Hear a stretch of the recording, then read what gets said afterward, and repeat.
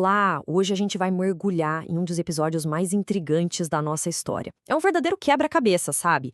Um momento que, à primeira vista, parece não fazer sentido nenhum. Uma história de fúria, de medo e de uma luta desesperada nas ruas do Rio de Janeiro, lá no comecinho do século XX. E a pergunta que não quer calar é essa. Parece um contrassenso total, não é? Pensem bem. Uma população sofrendo com uma doença mortal e, de repente, se recusa a aceitar a cura. E pior, peguem armas contra ela. Para a gente conseguir entender essa história maluca, a gente vai ter que ir muito, mas muito além da superfície. Ok, vamos organizar a linha do tempo para a gente entender o cenário. A vacina já não era novidade, existia há mais de um século. Mas o Brasil, e principalmente o Rio, vivia uma crise sanitária terrível. O presidente Rodrigues Alves tinha esse projeto gigante de regenerar a capital. E o Dr. Oswaldo Cruz foi o cara escolhido para essa missão. Só que quando o plano da vacinação obrigatória veio à tona, a cidade simplesmente explodiu. A primeira chave para a gente entender essa revolta toda vem da análise socioeconômica. Por muitos e muitos anos, essa foi a principal forma que os historiadores usaram para explicar o que aconteceu.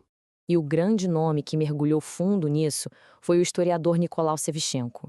Lá em 1983, ele chegou com uma ideia que mudou completamente o jogo. E se a revolta não fosse um ato de gente ignorante, como se dizia na época? E se fosse, na verdade, uma reação superlógica e totalmente compreensível? E aqui está o grande contraste. De um lado, a visão do governo da época, que pintou os revoltosos como uma massa irracional, uns desordeiros. Do outro, a visão do Sevchenko, que vira essa ideia de ponta cabeça e diz: não, pessoal, havia uma lógica muito clara por trás daquela fúria toda. E esses aqui são os ingredientes da receita do desastre. A tal modernização do Rio era, na prática, uma baita exclusão. Imaginem, famílias inteiras perdendo suas casas da noite para o dia, sendo jogadas para longe. A vida já era um sufoco, custo de vida nas alturas, desemprego. A vacina obrigatória, imposta na marra, sem diálogo nenhum, foi só gota d'água que fez o copo transbordar. E essa frase do Sevchenko, olha, ela resume tudo de um jeito genial. A briga não era contra uma agulha. Era contra todo um processo histórico que estava esmagando as pessoas, tratando essa gente como se fosse um entulho no caminho do progresso. A vacina acabou virando o grande símbolo de toda essa opressão. Mas será que a explicação para só na economia e na opressão urbana? Acho que não. Vamos para a próxima camada desse quebra-cabeça, que mostra que a coisa ia muito além do bolso e do teto das pessoas. Pouco tempo depois do Sevchenko, outro historiador, o José Murilo de Carvalho, adicionou uma nova dimensão a essa análise. Ele defendeu que no coração da revolta existia uma indignação moral gigantesca, uma defesa da honra e dos direitos de cada um. Essa citação de um político da época é pesadíssima, né? Ela mostra exatamente como a questão foi colocada. Não era só sobre saúde pública, era sobre a invasão do lar, um lugar sagrado, e sobre a ofensa à honra, que era um valor importantíssimo naquela sociedade. A imagem de um agente do governo entrando à força na sua casa para tocar no corpo da sua esposa e das suas filhas era simplesmente explosiva. Então, o ponto central aqui é o seguinte: para muita gente, o governo estava cruzando uma linha que não podia ser cruzada. A coisa toda virou uma luta pela liberdade individual contra um Estado que parecia não ter limites, que queria se meter na parte mais íntima da vida de um cidadão.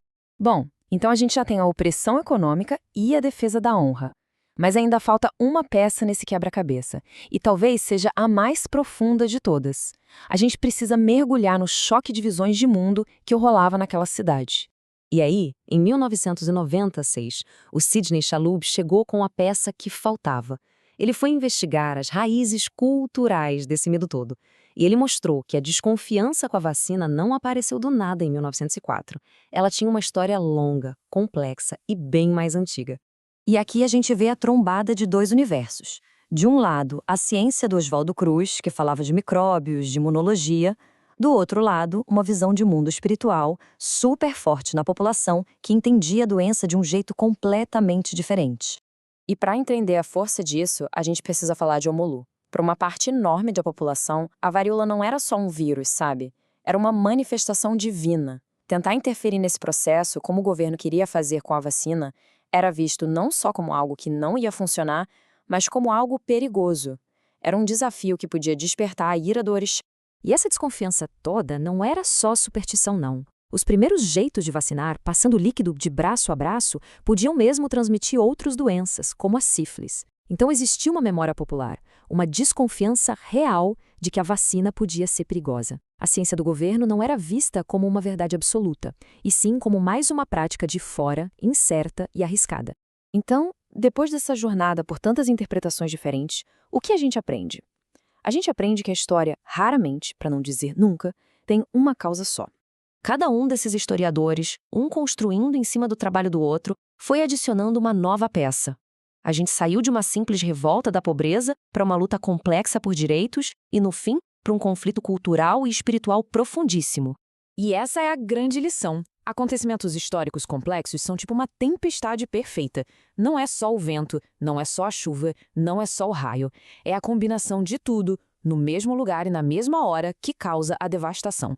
A revolta da vacina foi exatamente isso. Isso tudo nos leva a uma reflexão final.